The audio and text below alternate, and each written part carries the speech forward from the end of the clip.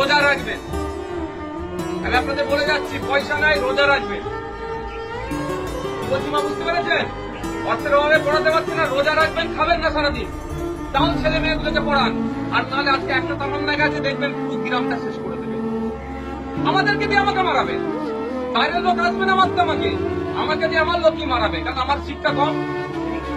আমার ছেলের হাতে লাঠি তুলে দিলে সহজ হবে। আমার দাদুরা দেখুন, আপনাদের গ্রামে দেখুন খারাপ লাগবে, দাদুরা দেখুন কারো নেতার হয়ে লাঠিয়ালগিরি করেছে, এখন বাপেরা লাঠিয়ালগিরি করছে। তারপরে ছেলেগুলোকে আবার দেখুন এরকম বোম বাঁধার বাহিনী বানাবে, তার ছেলেকে বানাবে। আর নেতার ছেলে উনি নেতা ছিলেন এমএলএ, তার মেয়ে এমএলএ হয়ে গেল, তার ছেলে মেয়ে দেখেন আবার পুলিশের এমএলএ হবে। তা আপনার ছেলেগুলো কোথায়? জেলে যাবে, নাহলে রাতে অন্ধকারে মশার কামড়ে খেয়ে কর্মস্থলে বিপদে যাবে, পুলিশ তারা এর বাইরে কিছু আর হবে না। তাই অনুরোধ মায়েদের বলছি, রোজা রাখবেন, একবেলা খাবেন না, ছেলে মেয়েগুলোকে পড়ান, তাহলে সমাজ পরিবর্তন হবে, তাহলে মাথা তুলে বাঁচতে পারবে, নাহলে কুড়িয়ালের মতো জীবনযাপন হবে। এর বাইরে কিছু হবে, কুড়িয়ালের মতো জীবনযাপন